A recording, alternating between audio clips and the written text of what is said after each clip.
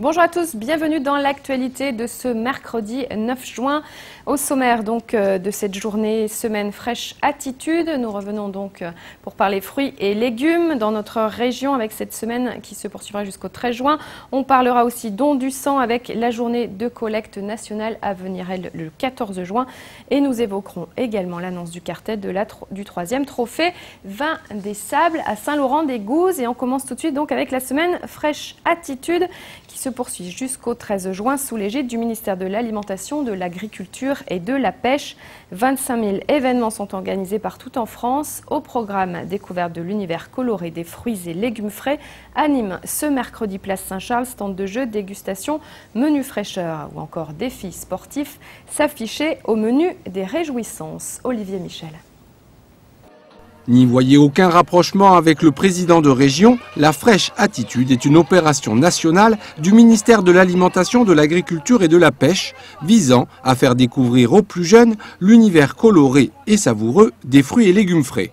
L'objectif étant de donner envie aux gens de les cuisiner, de les consommer et de découvrir aussi les métiers de la filière fruits et légumes qui se cachent derrière toute cette palette de saveurs. Voilà. Au programme du jour sur la place Saint-Charles, dégustation de fruits et légumes à savourer en préparation ou tel quel et pourquoi pas avec le nouveau Cool Croc. Alors le Cool Croc, donc c'est un objet innovant qui vient d'être lancé pour la semaine fraîche attitude. Donc ça consiste en fait en un petit objet donc en carton que vous prenez en fait vos fruits, ça vous permet de consommer vos fruits à l'extérieur proprement. Vous pouvez tenir votre fruit comme ça entre les mains et puis vous croquez et le jus du coup est récolté et tombe là-dessus, ça évite de vous tacher. Reste que le message du manger mieux ne serait pas complet sans le bouger plus. Voilà pourquoi la fraîche attitude nîmoise proposait un défi sportif, le Fraîchathlon. Le principe c'est de pédaler, donc on dépense des calories en pédalant. Moi je les convertis en centilitres de jus de fruits et je donne un ticket.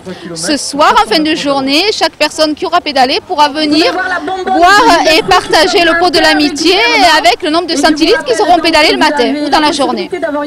Il n'aura pas possibilité de boire un peu plus que ce qu'on a pédalé. Mais si, bien sûr, s'il en reste. Ainsi va la fraîche attitude qui aura su le temps d'une journée fédérer les associations locales pour délivrer un message désormais connu de tous mais dont l'application reste dépendante du budget. Alors le message principal c'est qu'il faut se faire plaisir en mangeant, manger 5 fruits et légumes par jour, donc c'est bon pour la santé. Et puis aussi qu'il faut essayer de diversifier son alimentation. Voilà, les fruits et légumes c'est toute l'année une palette de saveurs en fonction des saisons. Donc bien sûr choisir les fruits et légumes frais en fonction des saisons et les consommer au quotidien, les cuisiner et les choisir frais et voilà, se faire plaisir. Et on poursuit maintenant avec le festival Globule, une journée de collecte nationale programmée le lundi 14 juin. L'établissement français du sang organise pour la 2e édition dans 24 communes de France la journée mondiale de donneurs de sang. Pour faire un point sur les besoins réels actuels, l'une de nos équipes a rencontré l'un des responsables nîmois. Un camion était installé à côté de l'esplanade pour recueillir des dons de sang. D'autres collectes auront lieu évidemment le 14 juin, jour du festival Globule. Découverte donc et rencontre avec le responsable nîmois. Depuis plus de 10 ans, l'établissement français du sang fait partie de notre quotidien en matière de prélèvement sanguin. Cependant, notre département connaît actuellement des difficultés de ressources, ce qui rend la situation préoccupante. Sur Nîmes par exemple, on a une augmentation des besoins des malades où on distribue 14% de plus de produits sanguins qu'en 2009 à la même époque. Et par contre, on a un recul un petit peu du nombre de dons. Aujourd'hui, on devrait être à 15 jours de stock de produits sanguins, on n'est qu'à 9 jours. Alors sur le Gard, ça s'explique, c'est le département où, en pourcentage, on collecte le moins. C'est-à-dire qu'il y a 2% des Gardois qui donnent, alors que la moyenne nationale est à 4%. Et la moyenne régionale est à 3,5%. Donc les besoins sont grandissants, surtout là on a l'été qui approche avec un accroissement de la population estivale. Et donc on aura besoin de plus en plus de produits. Et il nous faut absolument retrouver un stock très convenable avant le 1er juillet. Contrairement aux idées reçues, donner son sang reste une opération accessible. L'EAFS appelle donc tous les donneurs volontaires à se mobiliser afin de réapprovisionner les stocks. Oui, écoutez, c'est très simple. On a d'abord un questionnaire à remplir avec tous nos antécédents médicaux et tout ça. Et ensuite, voilà, des infirmières nous prennent en charge et puis nous font le prélèvement. Ça se passe très très bien, ça fait pas mal, contrairement à ce que les gens peuvent penser. Le personnel est très sympathique, donc il n'y a pas de souci. Le 14 juin prochain aura lieu la journée mondiale des donneurs de sang. Elle se manifestera à Nîmes sous la forme d'un village qui pourra accueillir plus de 300 donneurs tout au long de la journée ainsi que de nombreuses animations. Rendez-vous donc le 14 juin de 11h à 19h sur l'esplanade Charles de Gaulle. Agissons dans le Gard, sensibilisation au risque auditif pour les collégiens de Saint-Gilles et de Nîmes. Un jeune sur 4 aurait un déficit auditif reconnu comme pathologique. 2,5 millions de personnes en France souffriraient régulièrement d'acouphènes. On évalue à 200 000 chaque année les nouveaux cas d'acouphènes et 300 000 les cas d'acouphènes intolérables. Le Conseil général a organisé en partenariat avec la commune de Saint-Gilles 2 journées de prévention à Saint-Gilles donc et à Nîmes hier soir. Plusieurs musiciens étaient présents. Cette action a été relayée notamment par la FEMAG qui vise à sensibiliser près de 350 collégiens. Retour sur cette journée de sensibilisation avec Olivier Michel.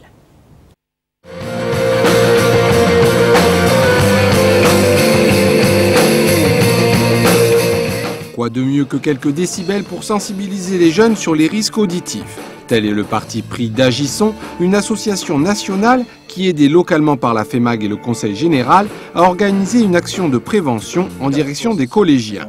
Ce sont les musiciens du groupe Super 8 qui ont sensibilisé les 4e du collège Jules Verne sur les risques encourus dans une boîte de nuit, lors de concerts ou en écoutant son MP3. Nous, on le voit même sur le collège, les élèves, ils ont toujours les écouteurs, ils écoutent très très fort. Et même quand on fait des dépistages infirmiers sur le primaire, on s'aperçoit qu'il y a beaucoup d'enfants qui ont des baisses d'audition en fait de plus en plus. Une exposition au bruit d'autant plus risquée que les dégâts causés sont irréversibles. Plus on prend le problème en amont, au mieux on peut justement faire de la prévention. Le message il est, attention au temps d'exposition, c'est ça qui est important. Vous sortez en boîte de nuit, vous sortez 5 heures, vous ne tiendrez pas 5 heures au milieu du dance floor à 105 décibels. Chaque 3 quarts d'heure, 1 heure, faites une pause. Si vous voulez rester plus longtemps, portez des bouchons, ça permet de diminuer le volume sonore d'environ 20 décibels. Si vous écoutez le Walkman, c'est la pire des choses, à 2 cm du tympan, vous avez du son qui est diffusé. Gérez votre bouton de volume et faites des pauses, c'est super important. À la 2 et à la 3. On voit que les jeunes, en fait, très tôt, quand on leur pose la question, ils ont des acouphènes, des petits sifflements. C'est des messages d'alerte et c'est déjà l'oreille qui dit « attention, j'ai mal ». Donc il faut vraiment prendre le problème à la source. C'est-à-dire, là, ils sont encore jeunes, ils ont encore les oreilles fraîches, espérons-le. Donc avec ces messages-là, on espère justement que quand ils se retrouveront en situation, quand ils auront l'oreille qui siffle, on espère que le message sera passé en général, ça passe quoi. Sur les 2 journées, à Nîmes et à Saint-Gilles, l'action de prévention contre les risques auditifs aura permis de sensibiliser environ 350 collégiens. Vous l'aurez compris, agissons donc pour la prévention, chérissez vos oreilles et écoutez de la musique, mais à volume modéré. On parle maintenant de littérature avec le prix littéraire à Val-de-Gour-Pissevin, inscrit dans un projet global de promotion de la littérature jeunesse. La 9e édition a réuni 620 élèves de CM2 et 6e. Après lecture par un comité, 6 livres ont été sélectionnés pour la compétition.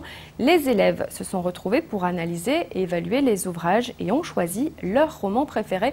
La remise des prix s'est déroulée le lundi 7 juin au Centre social et culturel de Val-de-Gour. On découvre donc l'heureux gagnant avec Thomas Rabel et Maëva Belin, l'heureuse gagnante. Promouvoir la littérature jeunesse auprès d'un public du quartier Val-de-Gour, c'est l'objectif de ce prix littéraire. Pour sa 9e édition, 620 élèves de CM2 6e des collèges Diderot, Condorcet, Jules Verne et les écoles primaires des quartiers Pissevin y ont participé. En fait, il est parti sur l'idée qu'on cherchait un moyen d'amener nos élèves à la lecture, mais une lecture plaisir. Une lecture autonome et une lecture personnelle, de sortir de lecture purement scolaire. Donc il y a quelques années on s'était posé la question avec 2-3 enseignants, notamment avec monsieur Bourdoiseau. C'est le dernier enseignant qui reste, l'ancêtre on va dire du prix littéraire. On a monté ce projet parce que pour nous c'était moyen de lire mais surtout d'avoir un projet gratifiant et qui en même temps permettait à ces élèves de ces quartiers de travailler la lecture autonome utilisée, mais en même temps de montrer une autre image du quartier que l'image qu'on a le plus souvent par rapport à ce quartier de Val-de-Gour. Cette année, le prix a été décerné à Elisabeth Bramy pour le livre « Chère Madame ma grand-mère » chez Nathan Poche. Un auteur qui, vous allez le voir, connaissait déjà la capitale gardoise. Je suis venue à Nîmes il y a des années pour un salon du livre qui avait lieu dans les arènes. Et puis apparemment j'aurais dû venir il y a 9 ans puisque j'ai appris que j'ai eu un prix pour Talou qui t'aime au Seuil, mais personne ne me l'avait dit. L'éditeur a dû oublier. Donc aujourd'hui, je suis ravie parce que j'apprends que j'ai un prix pour ce roman-là et puis finalement pour un autre qui continue à vivre sa vie. Ce prix était destiné à faire la transition entre l'école primaire et le collège. Donc ce sont des CM2, CM1, CM2 qui ont lu ce bouquin et puis des 6e. Des idées ambitieuses pour sa coordinatrice et un chiffre rond pour ce prix littéraire qui fêtera ses 10 ans l'an prochain. On espère pouvoir faire un petit événement, créer un petit événement parce que ce sera la 10e année, c'est quand même un anniversaire important. Mais disons qu'au niveau de l'évolution, c'est plutôt comme à mesure on affine notre travail autour des livres, on arrive à faire des choses de mieux en mieux. Donc on modifie notre façon d'aborder la lecture, d'aider les enfants à lire, etc. Une vraie réussite donc pour ce projet qui s'accroît d'année en année. Voilà, c'était le prix littéraire Val-de-Gour-Pissevin avec la gagnante Elisabeth Bramy, chère madame, ma grand-mère, c'est le titre de son roman jeunesse. On parle maintenant taureau avec Mehdi Savalé, parrain du 3e trophée Vin des Sables à Saint-Laurent-des-Gouzes. Rendez-vous le 1er août 2010 pour l'unique course espagnole de la saison organisée dans le cadre de la première édition des Estivales des jeunes agriculteurs. Détail du programme de cette journée tauromachique avec Christophe Ché. Grande patrie de la novillade sans picador depuis des décennies, les arènes de Saint-Laurent-des-Gouzes voient cette année leur programmation tauromachique évoluer. Mise à l'écart de la fête votive, l'unique course espagnole de la saison à Saint-Laurent sera organisée le 1er août prochain dans le cadre de la première édition des Estivales des jeunes agriculteurs, un rendez-vous imaginé par la nouvelle association de la Carbonnière qui entend poursuivre le travail jusqu'alors entrepris avec le comité des fêtes. On était avant sur le comité des fêtes et du village, bon, ça s'est pas très bien passé et donc du coup on a souhaité continuer notre investissement pour notre village et donc on a créé l'association de la Carbonnière depuis le 2 décembre 2009. Une journée taurine qui a été présentée dimanche matin au mas Saint-Gélois d'Olivier-Riboulet dont le bétail de sol foulera à nouveau le sable des arènes de Saint-Laurent-des-Gouzes. À cet effet, le ganadero du Scamandre a proposé aux nombreux spectateurs présents une tienta de jeunes mâles. Olivier Riboulet, un éleveur de taureaux braves, mais également un membre des jeunes agriculteurs du Gard, avec lesquels ces estivales sont organisées. Et avec donc du bétail, d'un GIA, puisqu'on est surtout côté terroir et côté GIA, du bétail d'Olivier Riboulet qui est en charge de la commission élevage aux jeunes agriculteurs du Gard. Voilà. Donc on reste dans le local, dans la tradition. Pour combattre le bétail de sol, l'association de la Carbonnière a fait appel à 3 apprentis novilleros français particulièrement en vue.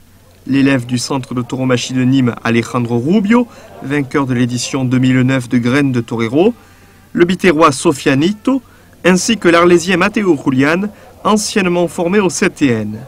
Des bécéristas présents dimanche matin lors du Tentadero et qui ont montré toutes leurs aptitudes face au sérieux bétail d'Olivier Riboulet.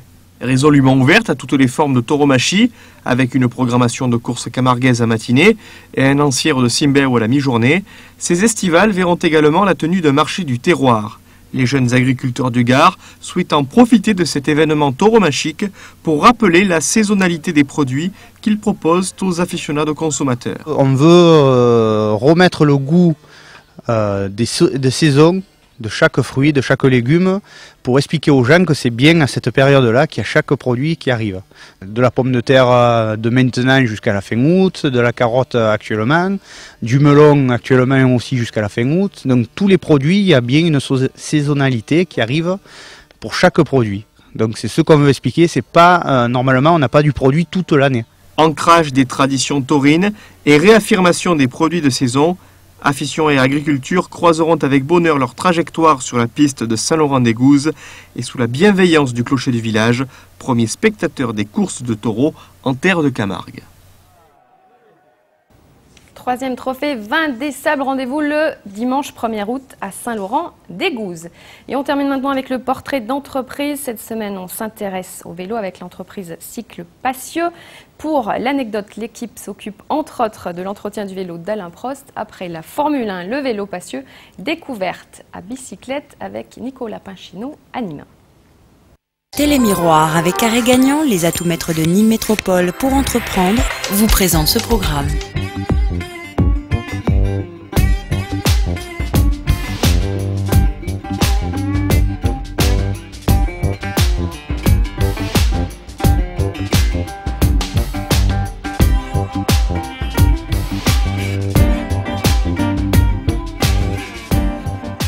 avant que ce soit les cycles Passieux, c'était Monsieur Dufour qui avait ce magasin au sortir de la guerre. Donc ça fait déjà depuis 40-45 que le magasin existe. Et en 86, il a été racheté, la cellule, si vous voulez, a été rachetée par Monsieur Passieux, Hervé, de son prénom, pour faire les établissements Passieux à la place de ceux de Monsieur Dufour. Et nous-mêmes, nous avons repris en 2005, donc voilà 5 ans maintenant.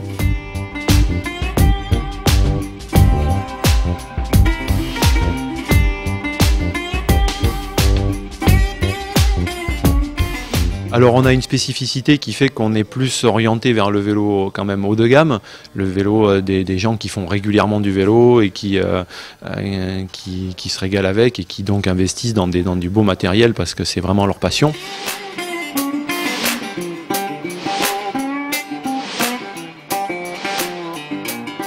On est en partenariat avec l'Amical Vélo Club Nîmois qui avait été fondé par Monsieur Rank il y a déjà bien longtemps. Et puis certains membres du Sprinter aussi, et l'Espoir Cycliste qui est une entité qui est très très bien parce qu'elle s'adresse essentiellement à des jeunes. C'est un club de gens passionnés qui forment tout un tas de jeunes à la pratique sportive et ça c'est plutôt bien parce que c'est l'avenir, quoi.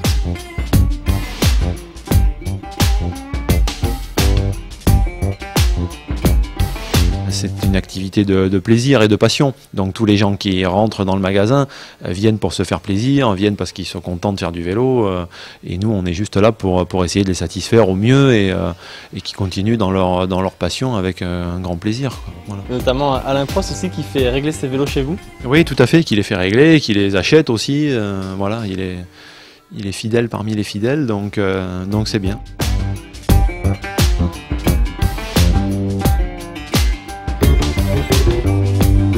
Le projet, ben oui, c'est quand même d'essayer de trouver un emplacement avec un peu plus de stationnement.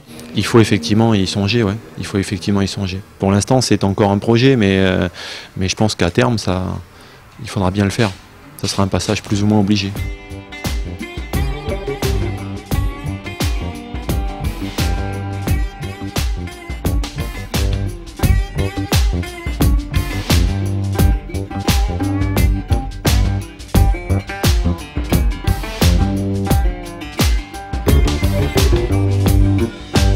Télémiroir avec Carré Gagnant, les atouts maîtres de Nîmes Métropole pour entreprendre vous ont présenté ce programme.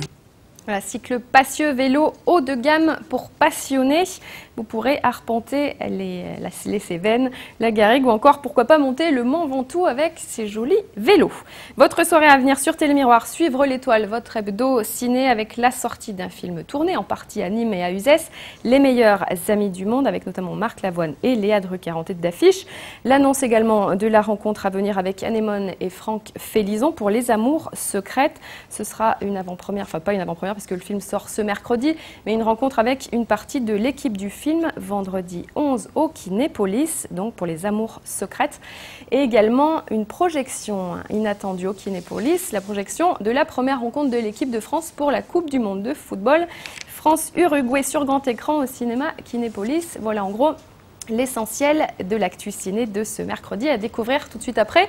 À 21h, ce sera Tendido Sud et à 22h, Suerté préparé par Olivier Michel. Voilà pour votre soirée sur Télémiroir.